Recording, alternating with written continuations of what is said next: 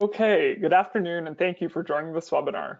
I'm Ilia, Senior Editor at Custom at Glossy, and joining me today is my fellow Senior Editor, Megan Carty. Hi everyone. Today's webinar is going to explore how beauty and fashion brands are building on their influencer marketing strategies in 2022. Following this discussion, we'll have some time for Q&A, so please take advantage of that. You don't have to wait until the end to submit your questions, so please add them whenever you want during the session through the questions tab on the GoToWebinar platform. Everyone registered will also get a recording of this webinar in their inbox tomorrow, should you miss anything or want to revisit any part of the conversation. Today's guests are Conor Begley, co-founder and president of Tribe Dynamics. Conor's the co-founder of Tribe Dynamics and the chief strategy officer at CreatorIQ. In September 2021, Tribe Dynamics was acquired by CreatorIQ to create the definitive influencer marketing platform leader for the creator economy, bringing together influencer performance management and analytics solutions to help brands and businesses. Conor's been named one of the 100 most influential people in influencer marketing by Influence Weekly and was recognized as one of the 100 leaders of tomorrow by St. Gallen Symposium. We also have Zach Donnenfield, content marketing manager at Tribe Dynamics. At Tribe Dynamics, Zach manages and produces and curates a wealth of industry-leading reports, white papers, and blog posts on the Tribe Dynamics and CreatorIQ website. So with that, we'll get started. So please, Conor and Zach, take it away. Awesome. Thanks. And right now it's just Conor. There we are, Zach. Hey, how's it going? Hey, everybody. I hope today is fun. I am Conor, and this is Zach. Hopefully today everybody learned something. That really is the goal. If you have any questions, throw them in there. We are happy to take them, good, hard, or not. And yeah, and I think they already told you who we are. Great. So without further ado, I guess we can start our presentation. Yeah, let's do it. Excellent.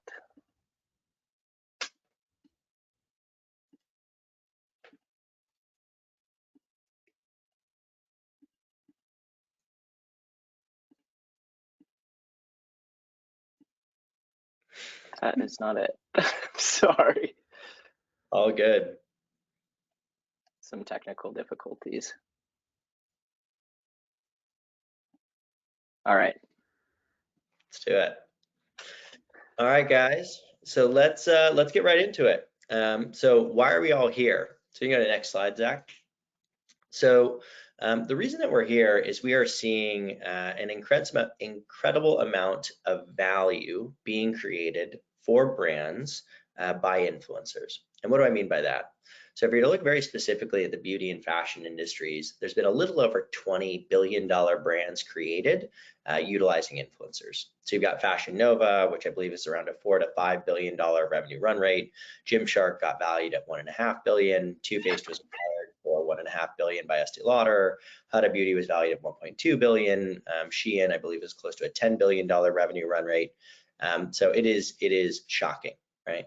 And separately, I think for us, the way that we built this company was we tried to observe what these companies were doing and then really build our strategies and our tools around them, because we thought that the rest of the market would follow that trend.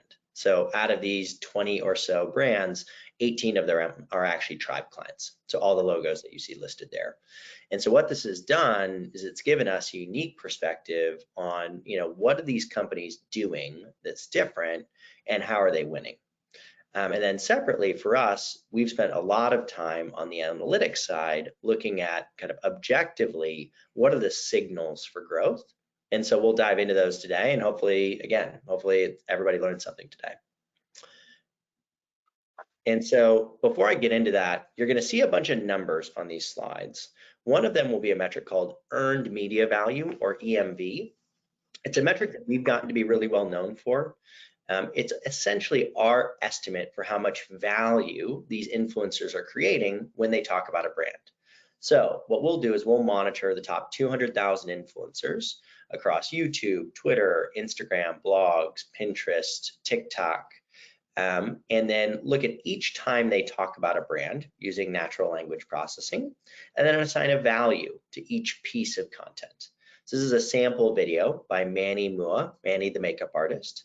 It got 3 million views, which is a ton of views. That number in the middle is always the one that stands out to me. So 54 years of watch time were spent on this one YouTube video. And that is not a statistical anomaly. So this is like a 7 or an 8 minute video. It's very common for a video of that length. And that watch time over 5 decades is about half the watch time of a Super Bowl ad, which would cost you about $5 million. Now we're going to value this at about 150K. So if you see something that says $150 million in EMV, that's the equivalent of about 1,000 of these videos, or about 500 Super Bowl ads, which would be the equivalent of buying out every single ad for the Super Bowl every year for 5 years in a row, right? That would be about how many 50 Super Bowl ads is, or 500, I should say. All right, so let's go to the next one. All right, so in terms of lessons learned, the first lesson we learned is that influencer marketing is a lot more like PR rather than media buying. So it's about sending people products, building relationships, getting to know them. And what do I mean by that in terms of the PR side? Why is it more like PR?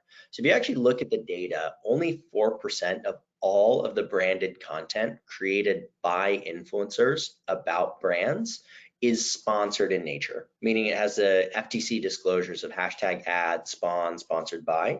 Now, a certain percentage of that will be not disclosed or not disclosed properly. I think the best estimate for it is in the UK, where it's around 10 to 15%.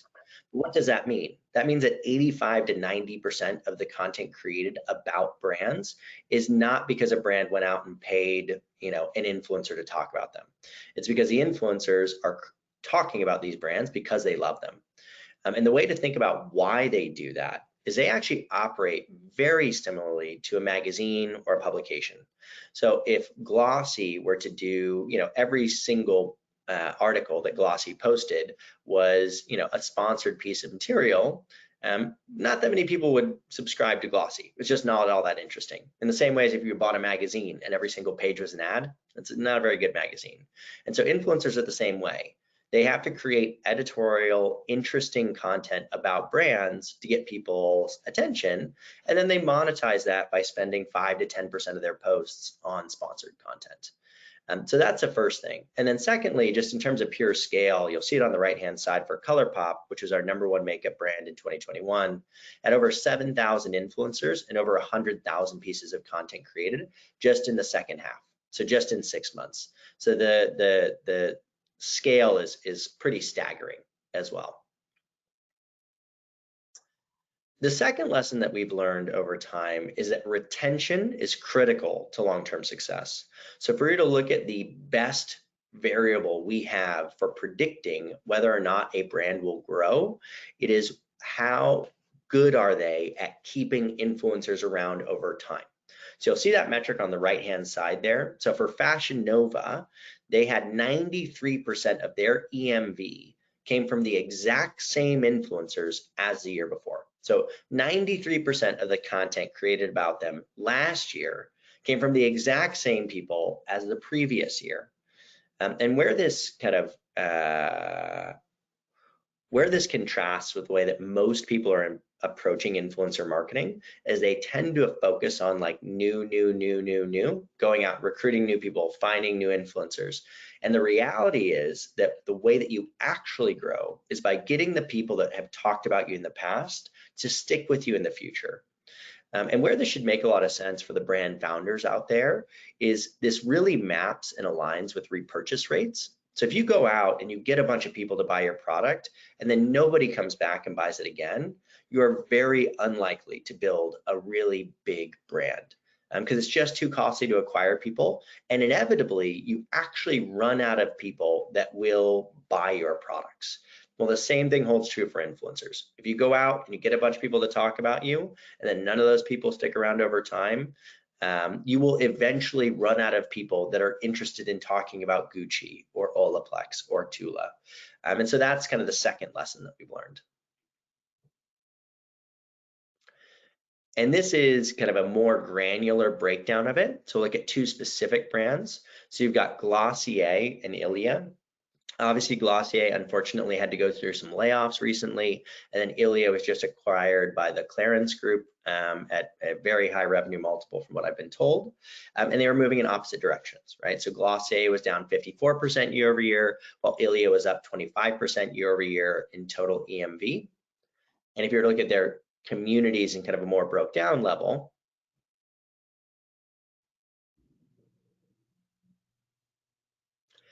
you can actually break down those communities into 3 different cohorts. So the first cohort is the retained cohort. So these are people that Glossier has retained from last year to this year.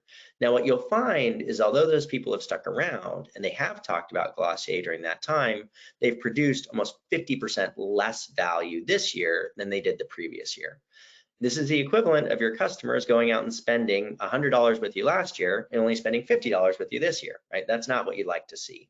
And so the fact that that group produced $128 million worth of EMV last year and only $64 million worth of EMV this year is a really, it's a really leaky bucket, right? This is not a good signal.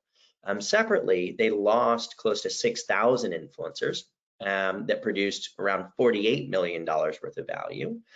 Which is, you know, a much bigger chunk than we'd like to see. Generally, you'd like to see around a 15% or less kind of loss rate. And then third, on the new side, although they went out and they added 3,000 new influencers this year that produced $17 million worth of coverage, that didn't even come close to offsetting their losses, right? So they lost 48 million and only added 17 million. Alternatively, if you were to look at Ilia, right? So their core retained community, they had about 2,000 influencers that they retained, produced 37 million last year and 34 million this year. So they talked about them about the same amount this year as they did the year before. Separately, they lost a much smaller percentage of their total, so lost about $9 million in EMV. And then third, they added almost twice as much new as what they lost, right? So they added 22 million, only lost 9 million. And so for us, this is a much healthier community and their retention metrics would be much stronger. Now, if we were to go back to Glossier, right, and we want to try and solve this problem for Glossier, how would we do it? Well, we recommend a 3-step approach. So the first step is you've got 3,600 influencers that produced the vast majority of the value for you this year and the vast majority of the value for you last year. You need to know who every single one of those people are, and then you should split them up and assign them to team members internally that manage them like a sales territory or an account management team. So you say, okay, we're going to take these 3,600 people, and Connor's going to get 500, and Zach's going to get 500, and Ian's going to get 500. And then what we're going to do is we're going to measure how Conor does versus Zach versus Ian. And oh wow, turns out that Zach's group is up by 15% and Connor's group is down by 20%. What is Zach doing that Conor isn't that we can learn from? And then separately, okay, we've got the first 1,500 people assigned, but how do we handle the other 2,000 that aren't currently being assigned? That's how we then go out and justify headcount to hire those people. So that's the first step.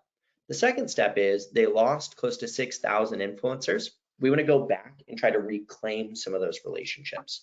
So how do we bring those people back into the fold with the brand in a way that will kind of reignite the flame that was there initially?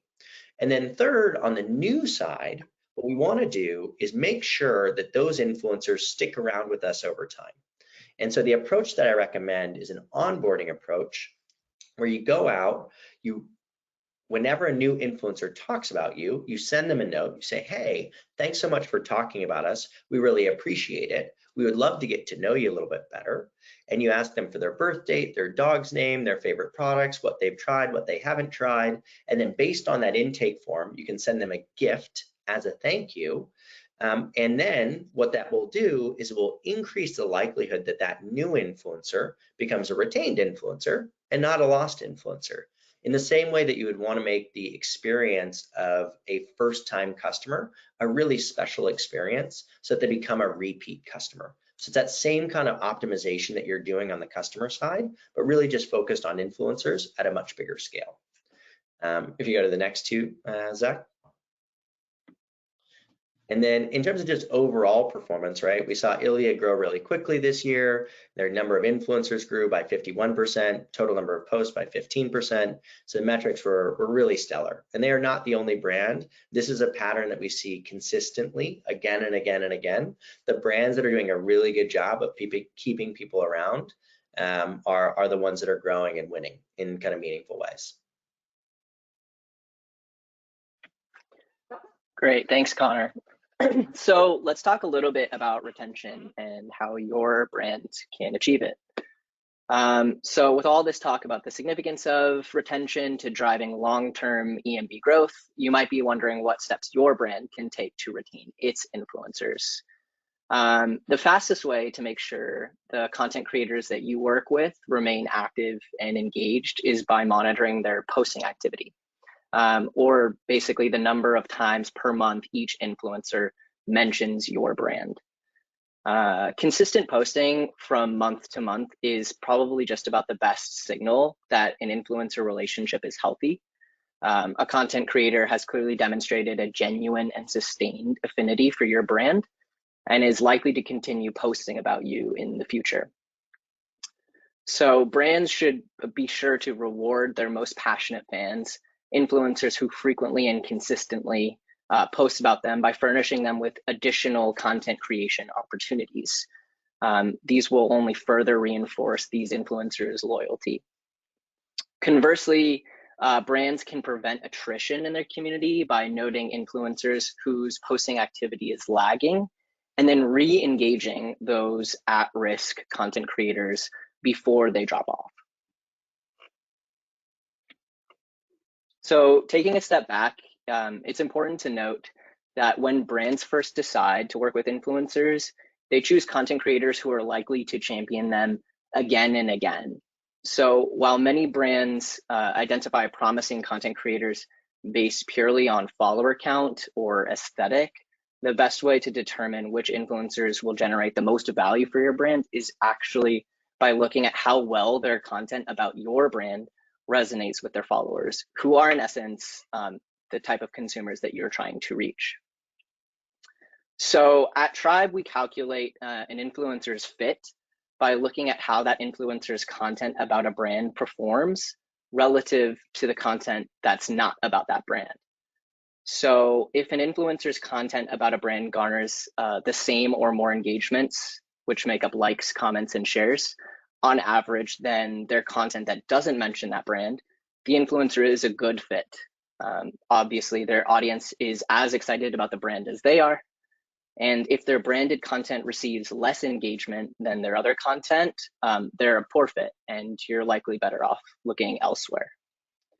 So one reason that fit is so important in brand influencer relationships is that influencers who are a strong fit tend to post about brands more consistently than influencers who are a poor fit. So they're actually easier to retain. If you think about it, if you were an influencer, would you keep sharing content that your audience didn't like? Likely not. So in addition to fit, brands can weigh the potential of influencer relationships using another engagement-related metric, and that is engagement rate. So whereas fit measures how enthusiastic influencer followers are about your brand, engagement rate measures how enthusiastic their followers are about the content overall. So many brands assess the impact of influencer content using impressions, but when you really think about it, impressions don't actually tell you that much. That's because an impression just measures the number of eyes on a piece of content. So even if viewers passively scroll by it, it'll count. Whereas engagement measures the number of times people who viewed a piece of content were actually motivated to interact with it. So engagement is more closely correlated with an influencer's audience size because more followers equals more engagement. In contrast to that, engagement rate determines how motivated followers are to interact with content independent of the creator's audience size, which will allow you as a brand to not only gauge the passion of individual followers, influencers' followings, but also compare content creators with different size audiences to one another in order to find the most compelling brand advocate for your brand. And then engagement rate is also a good signal of an influencer's own growth trajectory. So even if an influencer has a relatively small following, if that audience is engaged, they're likely to gain new fans. In contrast, influencers who have a large but passive audience might lose followers in the future. So let's recap. In review, earned media matters and is ultimately a key component of driving long-term success and sustained growth. Organic content represents the vast majority of influencer content out there, so understanding that and then leveraging it is crucial. Great content is ultimately relationship driven, and creators must be treated and cared for intentionally in order to retain them. And if you get that right, your retention rates will soar, as we saw with Glossier and Ilia, and ultimately drive long-term success. And then lastly, you want to use engagement metrics to expand your community and then strengthen relationships with your brand advocates. So what's on the horizon for Tribe Dynamics? I'll hand it back to Conor, who will talk a bit about our recent acquisition by CreatorIQ and what this means for the future of influencer marketing. Thanks, Zach. Yeah, I know that a lot of the people on this call are going to be either customers of Tribe or customers of CreatorIQ. And I think it's important to kind of highlight why we did this. Like, what was the purpose behind it? Because at the time that we did this combination, Tribe was going to raise an investment round and continue to grow independently. But I think when we looked at what the combination meant for both us and for the industry, it was a no-brainer, something that we had to do. So if we were to look at the specific benefits on both sides, on the CreatorIQ side, they get to leverage a lot of the tools and the technology that I think have made Tribe special over the last few years. So the integrated social listening that I think we tend to be best in class on, competitive intelligence, so being able to understand like how you're doing the market versus your competitive set by market over time is just really important when you're thinking about how to measure things. And then obviously on the retention and community analytics side, another just really strong benefit. And on the Tribe side, for us, we were really dominant in beauty and fashion and kind of growing in food and other lifestyle businesses like fitness, but really hadn't expanded into the full suite of categories where influencers play a role, like gaming, automotive, travel, etc. And so the fact that CreatorIQ both had data that was broad in all of those segments and had strong customer bases in each one of the segments that I listed, just made it so that we could get to those customer segments significantly faster. Second, I think that we had kind of somewhat passing relationships to the social networks, but really had not invested in it in the same way that CreatorIQ had. And not only did they have strong partnerships across all of those networks, but actually had the vast majority of the social networks as actual customers. And so I think that's part of the reason that they are the first platform to get the TikTok beta program, or they are the first in influencer marketing platform world. And then third, I think they've really mastered and built out functionality on the workflow side and on the commerce enablement side, like affiliate marketing. So for us, we had really focused very heavily on the analytics and the kind of measurement, and they had really focused on the day-to-day workflows of the teams and how to make those better. And so I think bringing in those capabilities made it so that people could action on our metrics much more efficiently. And I think finally, just in terms of combined benefits, and this is just to give the kind of audience insight into the way that the kind of software industry works. But what you tend to find in software is that there is a winner takes most kind of model, right? So whoever's in the lead, like a Salesforce, gets access to the best partnerships, get access to the best fundraising, gets access to the best customer bases, right? Like you just get strategic advantages that tend to kind of snowball over time. And so for us, at the time, CreatorIQ was the largest in the space by revenue, and Tribe was probably the third largest by revenue at the time in terms of recurring software revenue. And so together we are by far the biggest. And so I think that just sets us up to be the kind of dominant player moving forward over the next few years in a space that is accelerating really, really rapidly as people have figured out the kind of effects that that these influencers are having on companies' kind of market capitalizations, or their values of their company. So anyways, so that's some little insight into why we did it. Obviously happy to answer any questions about that, or any questions about the, what are the hard parts about combining businesses, etc. But really hope today was useful for people, that you guys learned something, and that that we made your jobs and days a little bit better. And with that, I think we bring back on our friends at Glossy. Thank you By the way, guys. Zach, you got to clean up your desktop there, bro. That's a lot of screenshots and you got a lot of icons on your desktop. That's poor hygiene. Poor file management. You're I have right. a little folder that I just drag them all and drop them all into like once every week. It's the random desktop folder. So mine's not any better at hiding it. Awesome. Well, hopefully you'll get that cleaned up soon. But thank you guys so much for that terrific discussion.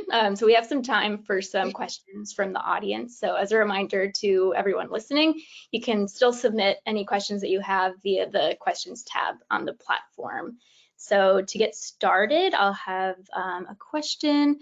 How can influencer marketing teams best advocate for increased headcount? Yeah, it's a really good question. So, I think I hinted at this a little bit earlier, but if you look at those metrics we were sharing, right? So, say Glossier had thousands of relationships, probably close to 10,000 influencers that have talked about them over the last 2 years. Often what happens with brands is they grow very quickly, like a Glossier, and their community doubles and it doubles and it doubles and it doubles. But then the team that really kind of was the spark for that growth in influencers grows by 25%.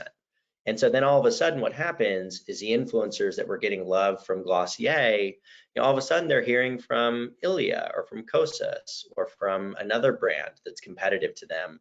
And that influencer will, okay, I'm still going to talk about Glossier, right? I still love Glossier, but I'm just not getting the same love and product and all these other things. And so you'll start to see this kind of slow decay that actually rapidly accelerates. That's the point that Glossier is at right now. And so for us, looking at that pure volume of influencers and then using kind of a ratio is the way that we recommend. So we recommend about a 500-to-1 ratio in terms of influencers to internal team members. So if you had 5,000 influencers talking about you, you should have roughly a team of 10 dedicated to social influencers and community. And so, and that's not like a number we picked out of thin air, it's mostly via observation. So when we saw these companies that would really blow up, like when you saw ColourPop really blowing up, they had a team of 20 to 25 people full-time in LA. Sole job was influencers and social. If you look at Fashion Nova during the time that they were growing like wild, they had a team of like 30 to 35 people full-time in LA. Sole job was working on influencers and social. And so that's the kind of ratio that we've seen and the way that we recommend doing it. Now, often what will happen is you'll have a small team and and it's hard to justify like just that one extra hire. And the way that we recommend doing that is if you're Glossier, you say, okay, I've got 5,000 influencers I can focus on. I'm going to pick out the 500 that are most important, and I'm going to focus on that group. And then what I'm going to do is be able to show that I grew those relationships over the last quarter and say, hey, the next person I want to hire, these are the next 500 that they're going to focus on. And that's going to be their job, because one person trying to manage 10,000 is just not ever going to actually work. And so it just makes it look like they're doing a bad job when the reality is that they're just significantly under-resourced and understaffed. So that's the way that I recommend thinking about kind of headcount management. Awesome. So another question for you guys. For small marketing teams, like just 1 or 3 people, what would you suggest that they focus on? Like, how is that different from a larger team? Yeah, I think some of it's what I said already in terms of the, the kind of focusing on a job that you can do and then proving that you can do that so that you can then justify kind of hiring more people. One of the things that I think is really special for small teams to do that I've been challenging a lot of brands on was we did a podcast with Kevin Gould, who's the founder of insert name here or co-founder insert name here and Glamnetic. They went from 4 million in revenue in 2019 to 75 million in revenue in 2020 combined. Just fantastic. And he kept talking about community building. And I said, well, what does that mean? Like tactically, what does that actually mean? He's like, well, when you have an Instagram account, he's like, and you have 0 fans, he's like, and you get 1 fan, he's like, what do you do? Right? He's like, you send him a message. You say, hey, thanks so much for following us. We really appreciate it. And he's like, and so we started doing that. He's like, it actually turned into a massive direct sales channel for us. I was like, whoa, like that's crazy. I was like, well, obviously you can't keep doing that, right? You guys have hundreds of thousands of fans at this point. He's like, no, we're still trying to do it. And I really thought about it, and I was like, okay, well, what do I really like, right? Like, I really like beer. So I buy a lot of really nice craft beer, like do on all the forums and stuff. And so I buy from all these different breweries, but I only follow like 4, right? There's like 4 breweries I follow. And those are the ones that I'm like really into. And I spend a disproportionate amount of money on those breweries very specifically. And so if you think about the person that's following you on Instagram, it's not just a customer, right? It's more than likely one of your most passionate and one of your larger customers. And so why should you be willing to spend money on somebody that's going to sit at a counter in Macy's interacting with a customer and not have somebody interacting with your biggest customers online? And so if you go to Versed Skincare, they actually do this. If you go and you follow them, they will send you a message saying like, hey, thanks so much. You know, let us know how it can be helpful. So that's something I recommend for small marketing teams that I think can be really, really impactful, and also help you to justify the scale, right, over time. That's great. Okay, so are there, I know we mentioned some in the presentation, but are there any brands that are doing paid partnerships right, in your opinion, of like what right means? Zach, you do this one. Oh, you're on mute, Yeah, Zach. yeah, I'm back. Yeah, definitely. There are quite a few brands that do paid partnerships, right? I think Ilia is, a really good example of that. I mean, obviously their success over the last year got them acquired, and for good reason. I mean, these are brands that are really, really placing a huge emphasis on working with their brand advocates to get out content that's meaningful, and even though it's paid, is authentic, to their fans. And so you'll see EMB scores and the impact of that content just kind of go through the roof. And I think that really the key component of branded and paid sponsored content is maintaining the authenticity of it. And so, ensuring that despite, the content being, kind of overtly coming from that brand, and that influencer, acknowledging that to their fans, having it be authentic. So yeah, I think that is probably the main key differentiator for brands that do influencer marketing and paid partnerships right. Yeah, Okay. 2 other metrics I would add there that I think are really critical when you're thinking about doing paid partnerships is thinking about kind of the lifetime value of the influencer and thinking about externalities, both positive and negative. So what I mean by that is, on the kind of LTV side, right, on the lifetime value side, like how much is LeBron James worth to Gucci over the next 50 years, right? Like, it's a lot, right? If he talks about, and he's not going to just go away, right? So if he talks about Gucci 10 times a year for the next 25 years, like that's worth a ton. And so when you invest in somebody that is already an active fan of your brand, and let's say that we tick up LeBron's likelihood to talk about the brand by 10% or 20%, like that has dramatic increases in value over the lifetime of that person. And then on the externality side, thinking about like, okay, so I've got this influencer, they're a big fan of my brand, and I'm gonna go out and pay them to talk about me. What happens to that influencer? They become more likely to talk about me in the future, and everybody else goes, oh wow, if you talk about this brand, look what could happen for you, right? You could also be similarly rewarded, whether that's an affiliate program or free product or getting regrammed or highlighted on the website or an ambassador program, whatever. Alternatively, let's say that, Zach's got 500,000 fans and we go and decide to pay Zach. Well, what happens to me? I go, wait, why are you paying Zach and you're not paying me? I love the brand. I talk about it all the time. And now I'm going to become less likely to talk about the brand because they're supporting people that are not actually, advocates for the brand itself. And so you can actually run campaigns that are net negative because of the negative externalities that occur, right? The negative side effects that occur. And so I think really thinking about that when you're running paid partnerships, like how does this impact everybody else, knowing that 90% of the content created about me is organic, and that's probably the stuff that's driving revenue anyways.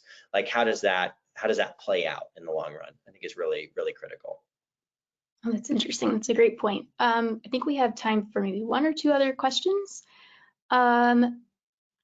What concrete steps can brands take to improve their influencer retention?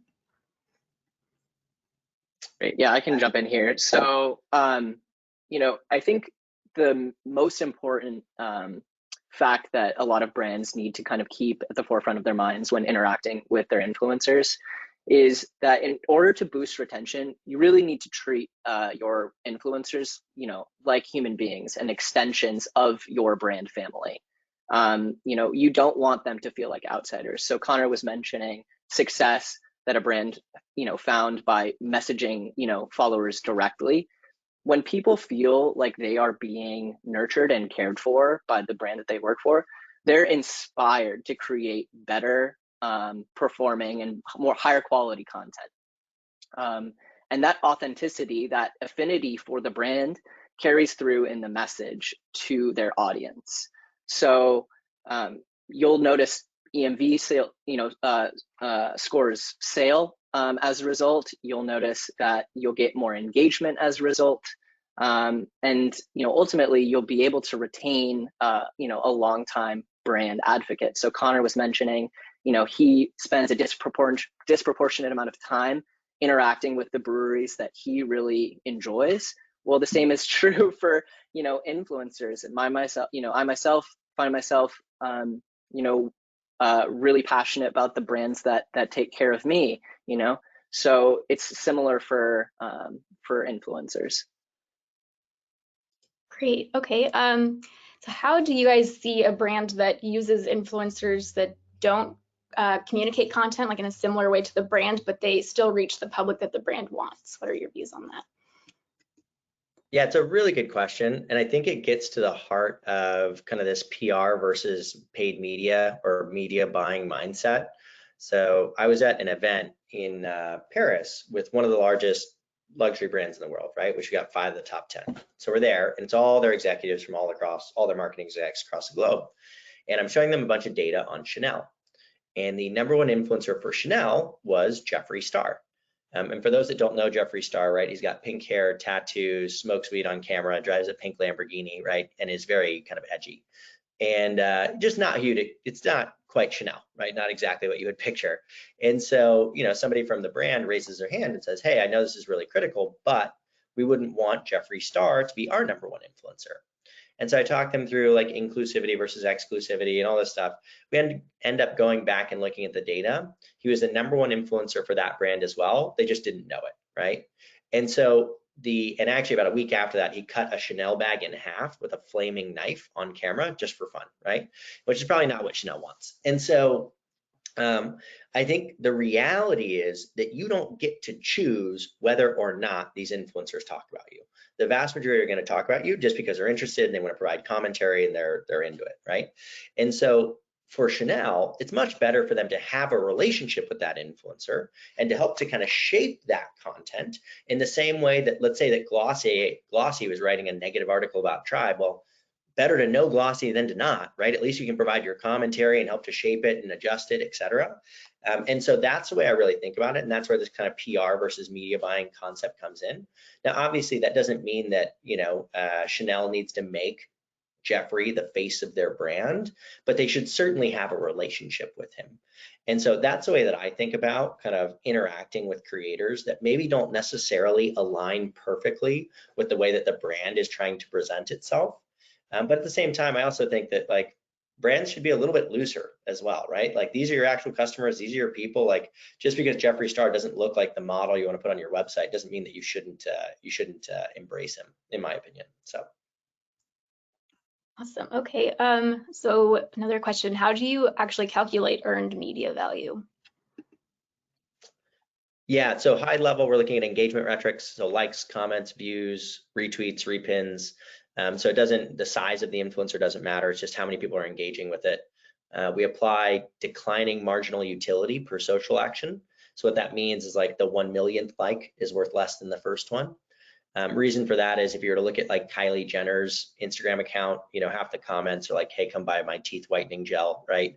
Versus if you had 500 fans, those are going to be like your friends, your family, people that actually trust your opinion. And so you find that the connection with the creator and the impact of the content on like a person by person basis declines by size.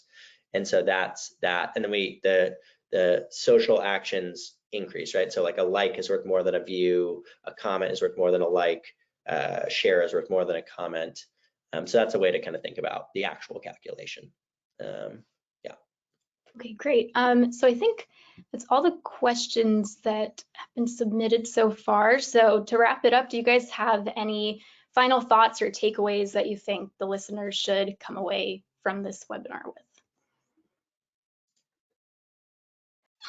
I think the last thing I'll say is it's an exciting time to be starting your influencer marketing journey. So yeah, I think the value has never been greater. The opportunity has never been greater. So yeah, I think if you haven't already started investing in this, you need to get on it now. I mean, I think the reference to the Super Bowl and the power of influencer marketing in correlation to that is a really good example of it. So yeah, strike while the iron is hot.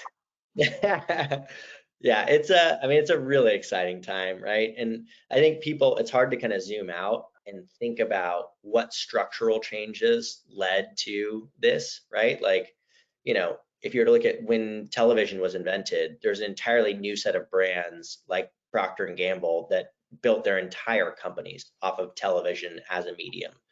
And in the last, 15 to 20 years, you had the internet and mobile phones simultaneously that just made it costless to share content, to consume that content, to share information. And so it's going to lead to a new batch of really big winners kind of coming out of that. And we're already seeing that. So good luck to everyone out there. Obviously, we're happy to be helpful. If you guys want this same kind of data on your brand, just let us know. We do free trials. You can use the software all on your own.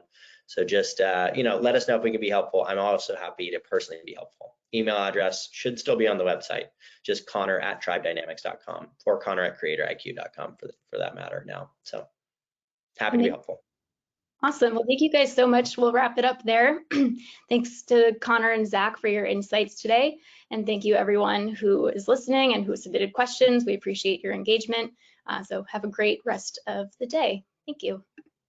Thanks, Megan. Thanks, Glossy. Thanks, Megan. You guys.